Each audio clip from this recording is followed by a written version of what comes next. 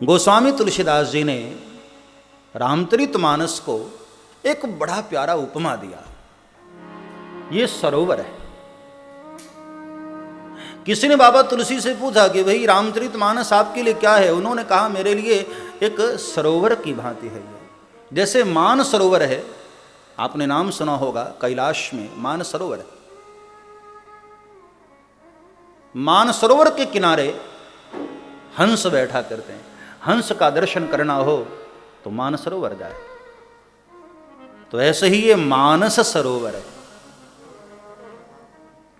किसी ने पूछा कि भाई मानस सरोवर क्यों? तो बाबा तुलसी ने इसका कारण भी बताया।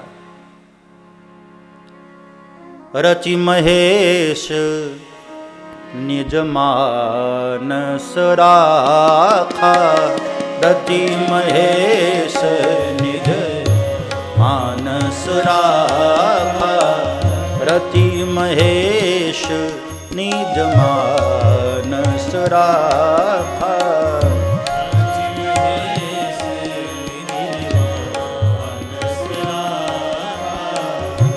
पाई सुसमय शिवासन भाखा, पाई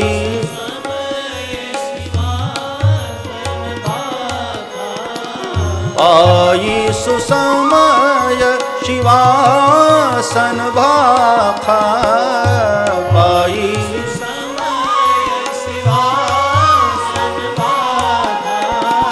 रचि महेश निज मानस राखा, रचि महेश निज मानस राखा। भगवान शंकर ने इसको रचना करने के बाद अपने मानस में रखा था। इसलिए बाबा तुलसी ने कहा, इसलिए मैंने इसका नाम ही रख दिया मानस सरोवर। ये मानस सरोवर है। तो किसी ने कहा कि भाई सरोवर में तो 4 घाट होते हैं ना, किसी भी सरोवर में चारों तरफ से 4 घाट होते हैं। तो कहा कि हाँ, हमारे मानस सरोवर में भी 4 घाट है। एक ज्ञान का घाट है, एक वैराग्य का घाट है, एक कर्म का घाट है और एक भक्ति का घाट है, समर्पण का घाट।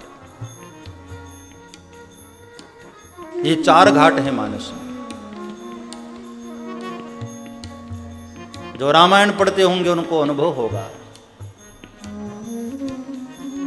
रामचरितमानस में भी 4 घाट हैं और चारों घाट पर, हर घाट पर कोई न कोई एक आचार्य बैठे। आप रामायण जी को उठाकर देखना। ज्ञान के घाट पर बैठे हैं भगवान शंकर, ज्ञान के घाट के आचार्य, ज्ञान के तट पर है। वहां पार्वती जी को कथा सुनाई जा रही है। कर्म के घाट पर बैठे हैं याज्ञवल्क्य ऋषि, भरद्वाज को कथा सुनाई जा रही। भक्ति के घाट पर बैठे हैं कागभुसुंडी जी, जो पक्षियों के राजा गरुड़ जी को कथा सुना रहे। आप कल्पना तो करो साहब, कितना प्यारा दृश्य होगा नीलगिरी पर्वत का, जहां एक कौवा कागभुसुंडी कथा गा रहे हैं और पक्षियों के राजा गरुड़ जी बैठे हुए कथा का रसपान कर रहे। और चौथा घाट है वैराग्य का, मतलब समर्पण का घाट। उस घाट पर स्वयं बाबा तुलसी बैठे हैं और अपने मन को ही श्रोता बनाकर कथा गान कर रहे हैं। राम भज सुन सठ मना, अपने मन को ही श्रोता बनाकर गा रहे हैं। तो ये 4 घाट है।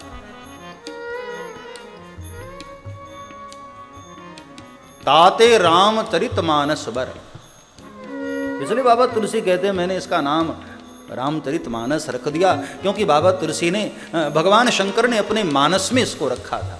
और अवसर पाकर पार्वती के समक्ष इसका गान किया। तो किसी ने बाबा तुलसी से पूछा कि महाराज एक बात बताओ, सरोवर में स्नान करने वाले ही तो नहीं आते, जलपान करने वाले भी तो आते हैं। कोई प्यासा व्यक्ति भी आता है, कपड़े धोने वाले भी आते हैं और स्नान करने वाले भी आते हैं। तो जो प्यासा है वो ये सोचता है कि भाई जल स्वच्छ हो, हाँ, और स्वच्छता के साथ साथ जल शीतल भी हो, ठंडा। कई लोग गर्म पानी पीते हैं लेकिन प्यास तो नहीं बुझती। प्यास तो तभी बुझेगी जल शीतल हो, स्वच्छ हो। तो क्या आपके सरोवर का जल स्वच्छ और शीतल है? बाबा तुलसी ने कहा कि हां, हमारे सरोवर का भी जल स्वच्छ और शीतल है। लेकिन कौन सा जल है? बाबा तुलसी ने आगे के चौपाई में उदाहरण दिया। रघुपति महिमा अगुण अबाधा, रघुपति महिमा बरनभ सोई बरबारी अगाधा।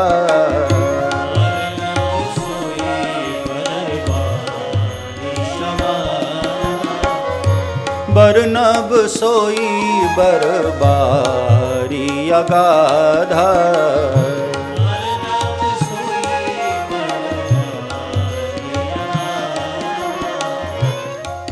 सगुण ब्रह्म की जो चर्चा है,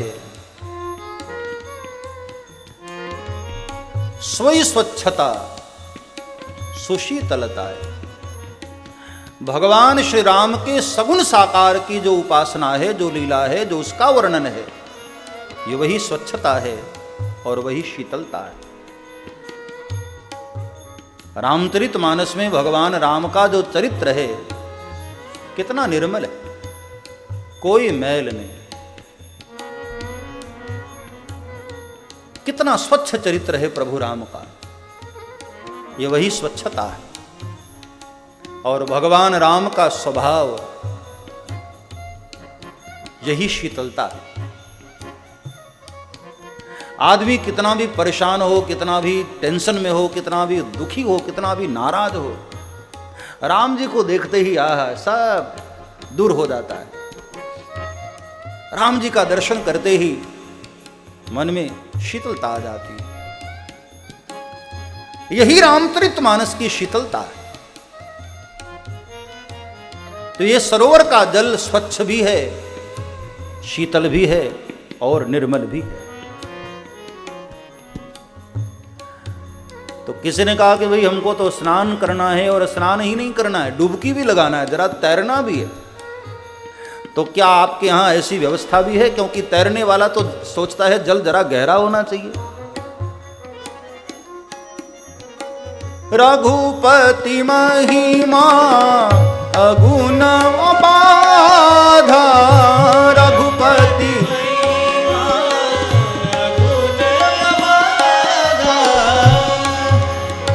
निर्गुण निराकार ब्रह्म की जो चर्चा है वही गहराई है। तो इस मानस सरोवर में गहराई भी है, शीतलता भी है, स्वच्छता भी है और मधुरता भी है। तो ऐसे मानस सरोवर की उपमा देते हुए बाबा तुलसी इस ग्रंथ की रचना करते हैं। तो किसी ने कहा कि भाई मानस सरोवर जाने में तो बहुत सारी तकलीफें आती हैं, बहुत परेशानियां आती हैं, हर कोई मानस सरोवर नहीं जा सकता है,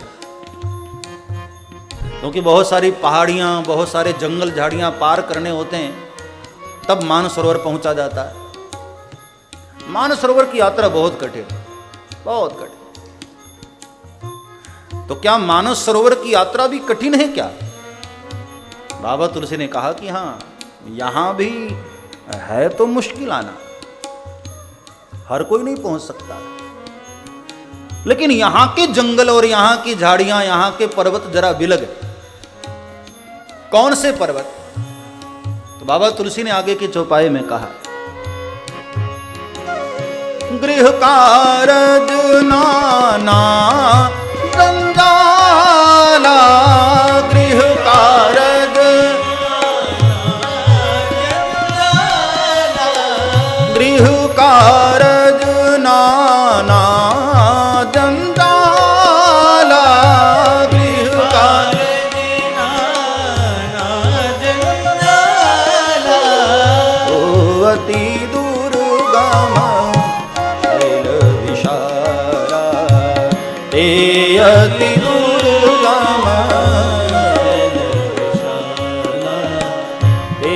अति दुर्गम शैल विशाला, अति दुर्गम शैल विशाला, गृह कारज नाना जंजाला।